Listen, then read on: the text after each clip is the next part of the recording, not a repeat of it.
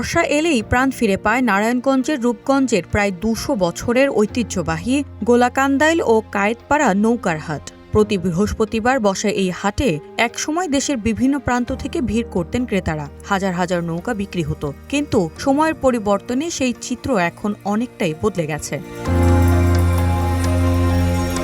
ভোর থেকে কারিগরদের ব্যস্ততা শুরু হয়। সারি সারি সাজানো থাকে বিভিন্ন আকারের নৌকা, কোষা আর বৈঠা। ৩,০০০ টাকা থেকে শুরু করে বিভিন্ন দামের নৌকা বিক্রি হয় পাইকারি, খুচরা দুভাবেই। বর্ষায় জলাবদ্ধ এলাকার বাসিন্দা, মাছ চাষি, খামারি ও নৌকা নির্ভর পেশার মানুষ এখনও প্রয়োজন মেটাতে ছুটে আসেন এই হাটে। প্রচণ্ড বৃষ্টি আমাদের এলাকায়, এবং কি আসে আমরা কোষা কিনতে। এখানে কোষার যে অবস্থা, যদি দামে বনে কোষা নিয়ে যাব, এবং কি আমাদের এলাকায় খুব অবস্থা খারাপ পানি চলাচলের জন্য। এই যে গরু, বাছুর, ছাগল, হাট সব কিছুর জন্য একটা কোষা অত্যন্ত দরকার। দেখতে আসি হাটবিরা দাম কেমন, মেরা কোনটা দামে খাটে হিদি নিম আর কি। কোষার দাম তো মনে করেন মোটামুটি দাম বেশি চায় এরা। একটা কোষা কিনতে গেলে ম্যাক্সিমাম ৬ থেকে ৭,০০০ টাকাও লাগে, ১০,০০০, ১৫,০০০, ২০,০০০ টাকা দামেরও আছে।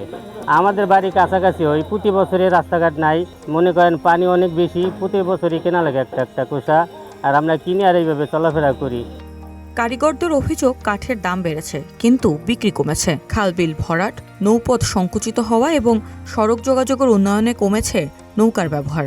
ফলে সংকটে পড়েছে এই পেশার সঙ্গে জড়িত শত শত পরিবার। প্রায় ২০০ বছর আগে থেকে এই বাজারটা, কায়েতপাড়া বাজার অবস্থিত। এটা বিভিন্ন এলাকা থেকে, বিভিন্ন জেলা থেকে এই বাজার থেকে কোষা ক্রয় করে। এই কাজটা ৪০ বছরের বেশি করতেছি। এই বাজারে কাঠ আনি, বর্ষা হয়, ৫০০-৬০০ টাকা কিবি কিনে আনি। একটা কোষা আপনার বিক্রি করি ৫,০০০, ৬,০০০ এরকম টাকা আমরা বিক্রি করি আর কি। ৩ মাস এই ব্যবসাটা চলে, আর 3 মাস ওই মাস আর চলে না, মানে বর্ষার 3 মাস চলে আর কি।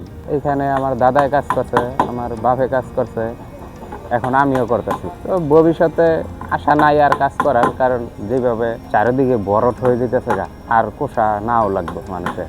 কারণ আগে একটা ফ্যামিলির মধ্যে ৪টা-৫টা কোষা লাগতো, আর এখন একটা ফ্যামিলির মধ্যে একটা কোষা হইলেই না।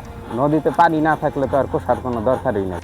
স্থানীয় জনপ্রতিনিধিরা বলছেন, এই ঐতিহ্য রক্ষায় সরকারি সহায়তা প্রয়োজন। আর উপজেলা প্রশাসনের দাবি, যারা বিকল্প পেশায় যেতে চান তাদের প্রয়োজনীয় সহযোগিতা দেওয়া হবে।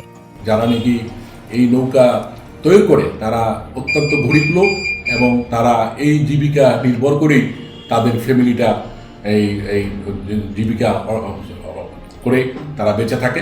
সেই জন্য আমি প্রশাসনের কাছে এবং সরকারের দাবি, এই প্রতিষ্ঠানেরও আরও দীর্ঘ সময় ভালো চলে। দিন দিন আমাদের যে খালগুলো ছিল, নদীগুলো ছিল, সেগুলো সংকীর্ণ হয়ে এসছে। অনেক খালগুলো ভরাট হয়ে গেছে। এখানে যে শীতলক্ষা নদী, সেই নদীতে মাছ নেই। তো মূলত নৌকাগুলো ব্যবহার করা হতো মাছ চাষ কিংবা অন্যান্য ইস্যুতে। সময়ের সাথে তাল মিলিয়ে যারা এই পেশার সাথে সম্পর্কিত ছিলেন, তারা অন্য পেশায় যদি ট্রান্সফার হতে চান, আমরা উপজেলা প্রশাসন থেকে সর্বোচ্চ সহযোগিতা করব। কারণ নৌকার যদি উপযোগিতা না থাকে, উনি নৌকা বানিয়ে কোথাও বিক্রি করতে পারবেন না। এই জন্য আমাদের সময়ের সাথে সাথে বাস্তবতাটাকেও মেনে নিতে হবে।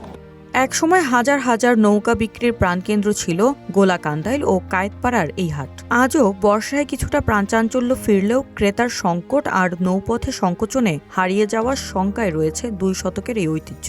সংশ্লিষ্টরা মনে করছেন, এই ঐতিহ্যকে টিকিয়ে রাখতে প্রয়োজন কার্যকর উদ্যোগ। News desk, green TV digital.